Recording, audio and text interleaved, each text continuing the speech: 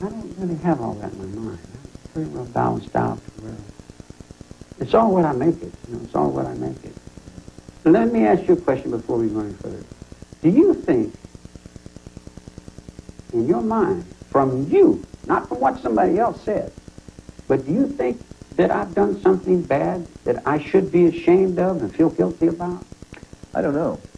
I honestly don't know what you've done and what you haven't done. So it's really not for me to judge. I know you're here, and to most people that suggests that you must have done something pretty bad.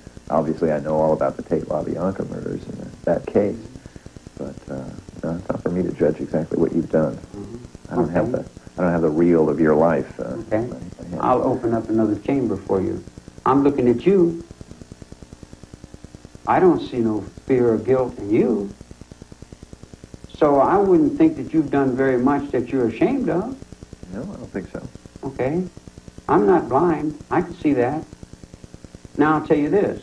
Lino Bianca was killed for a black phone book with all the numbers in it. The phone numbers that controlled the music market. Sharon Tate and those people were killed because Terry Milcher broke a contract and sent 3 Orientals with hatchets over to kill somebody else. He didn't directly do that. What he did was he sent his mother's man over to put the light out in another chamber. In other words, you raise man up in the music, and everybody wants to say, hey, well, mine is better than his, and what are you doing up on my stage? And who controls what on this set? And who is the man on this set? Clark Gable? Or where's your feeling? Or how does your heart beat upon this altar when you see Sharon Tate's body laying there all naked, murdered, dead? Do you think I had something to do with that? That was the altar. It had nothing to do with me. It was the turnaround of the whole world. It was the Aryan woman that was being bought up from the head for Rosemary's Baby. They was the cult. Did they tell you about all the film that they got with the dogs and the chauffeurs that came out of the black and white when Hugh Brenner and Peter Sellers paid $30,000 to get the videotapes back that they had done with the pornography where they was gobbling on each other's knobs in the closet with Sharon, poor Sharon, beautiful Sharon? I'll give you something that may be beneficial to your awareness. A guy comes from the University of Southern California into the criminally insane ward, and he says, I am your doctor. I am here to help you. Okay, I need help. He says, what happened in so-and-so? How do you do such and such?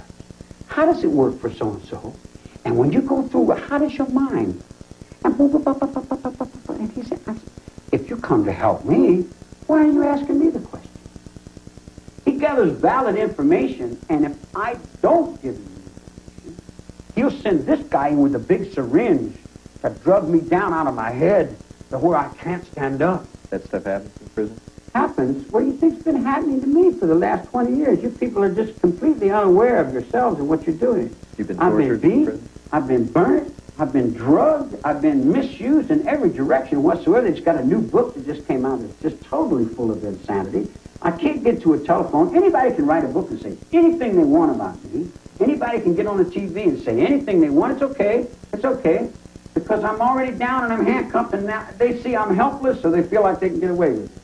But as soon as I'm unhandcuffed, you watch the Sellecks and the Hansons, you watch all them Murphy Browns and all them Rose O'Connors, you watch all them start running. You watch them start running when the devil gets loose.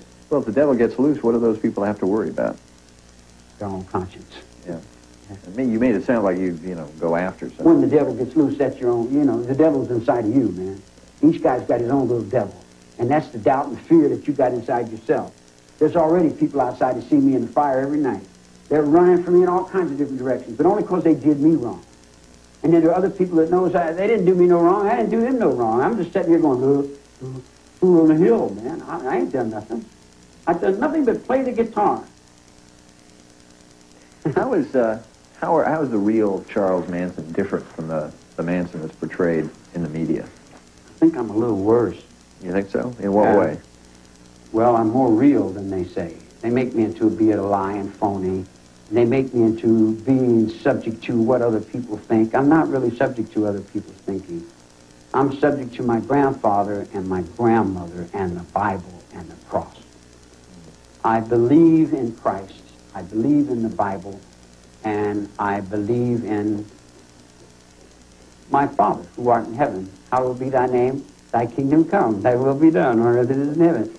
I am a child. Now I lay me down to sleep. I pray the Lord my soul to keep. And if I die before I wake, maybe I'll pick up peace. Since you brought it up, and it's not our intention to really rehash Tate LaBianca. That's not why we're here. But since you brought up religion and Christ, what do you think Christ would have thought about what went on in Sharon Tate house and LaBianca's house?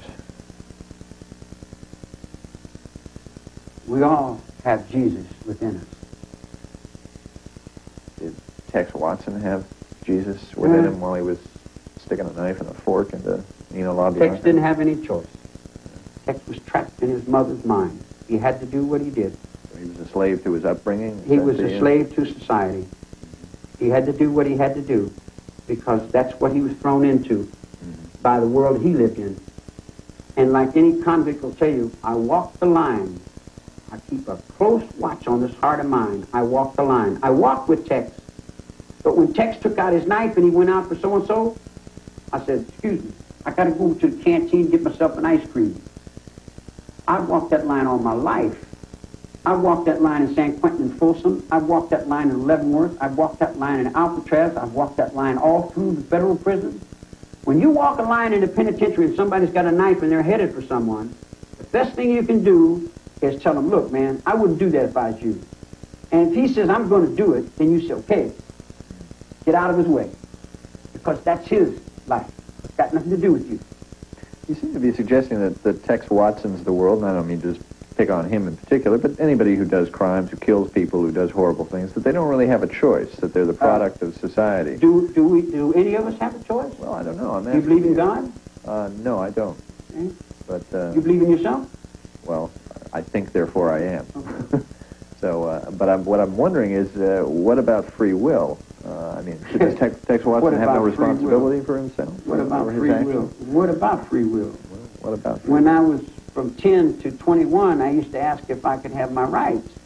And they said, you're a juvenile, you don't have no rights. Get over and shut your mouth, boy. And then they'd hold me down on the sled and beat me till I couldn't walk. So, why can't I do that? So, turnabout's fair play. Oh, you got permission. You got permission to do it. You can do it to me. Well, I'm not interested in doing it. But no, I'm saying, that's what you do to your children are going to raise up to do what? I mean, you get back what you put out. Is that right or wrong? If you don't believe in God, you believe in the balance of karma, the balance of your own will, the balance of what you know to be true. Whatever you do is on you. You got to be judged by your God. Don't judge me, man, behind what Tex did. If you kill somebody, you killed yourself. Because if you live by that gun, and you live by that knife, and you kill by that gun, and you kill by that knife, then you got no turns coming at the bitch table if it's your turn to die by that gun and that knife. I play a lot of music. I play the kind of music that is beyond the music that you've probably heard. The music I play is powerful, and it's frightening. And it's almost what someone would call demonish and devilish. It's almost as druids would be on the altar of. And I have a certain following that are committed to the world and the earth balance of what we call aqua, the air, the water, the trees, and the animals. We're not committed to people because we understand people are not really worth our commitment because they don't serve any function except the self-important trips that they get on for whatever.